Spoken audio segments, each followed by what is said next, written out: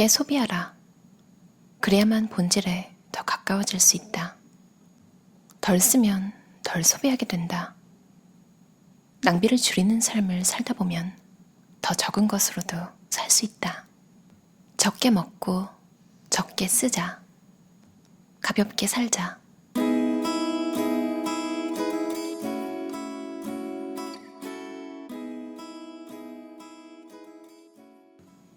소비하라, 소비하라. 이것은 누구를 위한 속삭임일까?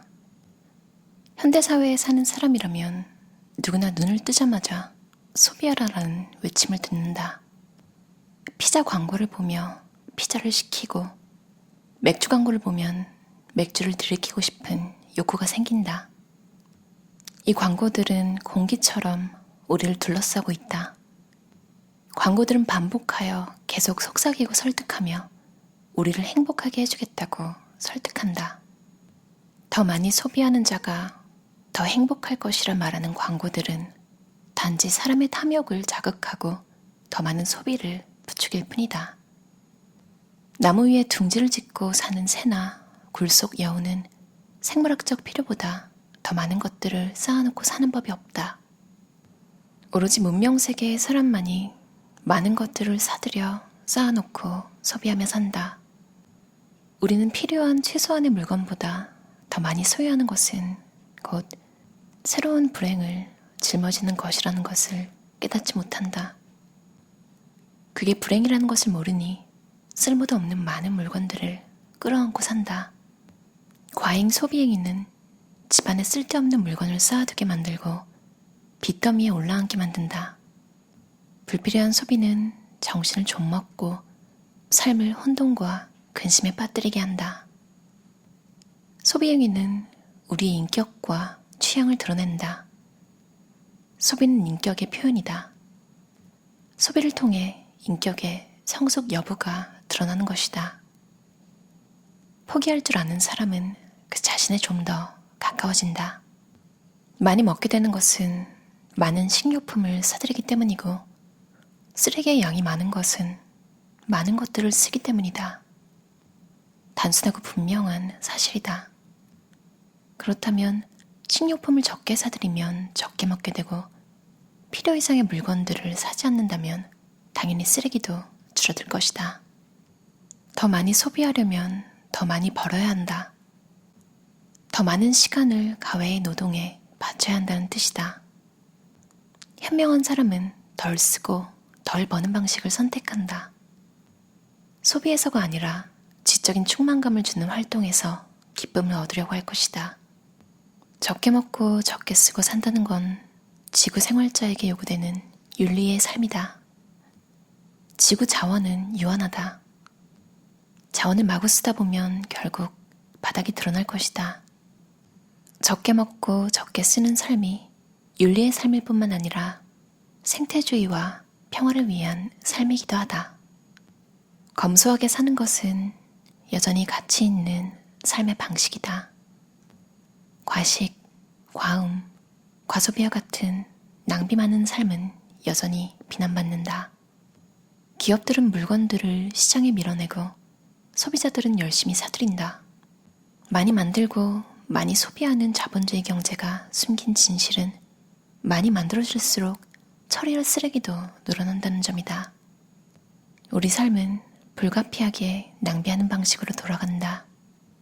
절약과 인색함은 돈이나 물자를 아낀다는 점에서 같지만 절약이 사치와 낭비 없는 삶을 위해서 아낀다면 인색함은 돈 그 자체를 위해 아낀다. 절약이 행복을 위해서 검소한 삶의 방식을 선택하는 것이라면 인색함은 탐욕의 바탕을 두는 삶의 방식이다. 절약은 사치와 낭비를 줄임으로써 현명하게 살려는 의지의 표현이다. 절약이 몸에 배면 소박하고 단순한 방식의 생활에 만족한다. 불교에서는 예로부터 세상의 가치관에서 벗어나는 것을 중요하게 생각했다.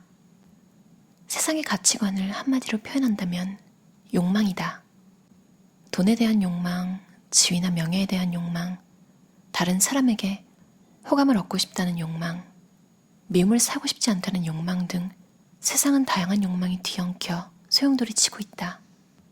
그 소용돌이에 휘말려 버리면 모든 일에 욕망이라는 필터를 사용하게 되므로 진정한 모습은 볼 수 없게 된다. 욕망의 눈으로 보면 사물이 안정되어 있는 것처럼 보인다. 자기는 항상 변함이 없다고 생각한다. 신뢰관계가 계속 이어진다고 믿는다. 한번 손에 들어온 것은 떠나지 않는다고 생각한다. 그러나 사물의 진정한 모습은 무상이다. 변하지 않는 선도 없고 변하지 않는 악도 없다. 아무리 발버둥 쳐도 모든 것은 변하기 때문에 집착을 한다고 해도 의미가 없다. 그것을 모르면 고통이 증가한다. 세속적으로는 뜻대로 풀리지 않으면 화가 나고 슬퍼지고 고통스러워지는 것이 당연하다고 생각하지만 세속에서 벗어난 불교의 사고방식에서는 그렇기 때문에 상황, 곧 욕망을 줄여야 한다고 설법하는 것이다. 생체 리듬에 따르면 식후 1시간 동안 세포에 쌓인 지방을 연소하는 데 걸리는 시간이 약 5시간이다. 만일 2번의 식사 사이에 약 5시간의 짧은 단식 시간을 가진다면 우리 몸은 훨씬 더 날씬하거나 날렵한 상태를 유지할 수 있을 것이다. 우리가 통과해야 할 첫 관문은 먼저 몸무게를 재는 일이다. 체중 조절을 하려는 이에게 가장 좋은 벗은 체중계다. 어떤 영양학자들은 체중계 따위는 잊어버리고 차라리 줄자나 자신에게 가장 잘 어울리는 청바지를 믿으라고 권한다. 하지만 끊임없이 자신을 관찰하고 자기 방임에 빠지지 않을 수 있는 가장 확실한 방법은 누가 뭐래도 매일 몸무게를 재보는 것이다. 다만 체중계가 1kg을 더 가리킨다고 해서 충격받을 필요는 없다. 단 하루 만에 체지방이 1kg 늘지는 않으니까. 하지만 며칠이 지나도 몸무게가 늘어난 그대로라면 다시 소식을 시작해야 한다. 반대로 몸무게가 조금이라도 줄었을 경우 기분이 아주 좋아지고 활력이 샘솟는 것을 느낄 수 있다. 웰빙과 인생의 즐거움을 가로막는 것 중 하나가 일탈했을 때 느끼는 실망감이다. 이런 기분에서 놓여날 유일한 처방은 하루, 일주일 혹은 한 달 동안 무절제하게 살았더라도 용감하게 몸무게를 재는 것이다. 하루하루 몸무게를 기록해두자.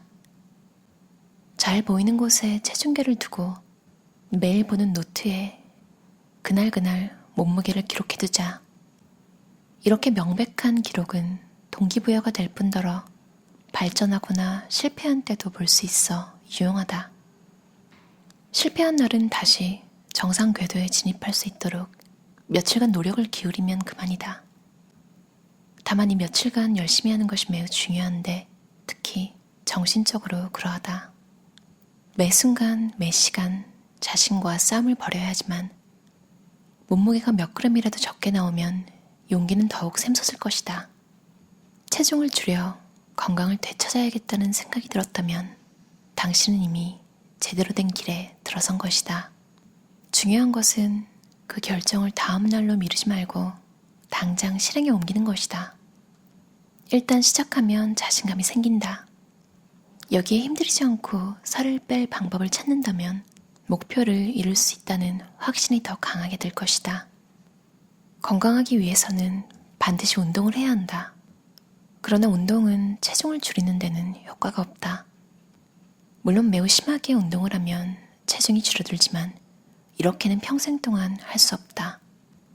대부분의 사람들은 운동을 싫어하고 몸이 아프면 운동을 하기 힘들고 날씨가 좋지 않아도 할 수 없다. 그리고 나이가 많아지면 운동하는 것이 매우 어렵다. 그러므로 운동을 하지 않아도 군살이 생기지 않게 해야 한다. 그것은 먹는 것을 조심하는 것이다. 먹는 것을 싫어하는 사람은 없다. 팔다리가 아파도 먹을 수 있다. 눈, 비가 내려도 먹을 수 있고 나이가 많아도 먹는 것은 가능하기 때문이다. 군살을 빼려는 목적은 병을 예방하거나 치료해서 건강하게 살아가기 위해서다. 군살을 빼는 과정에서 몸이 상하면 군살을 빼는 의미가 없다.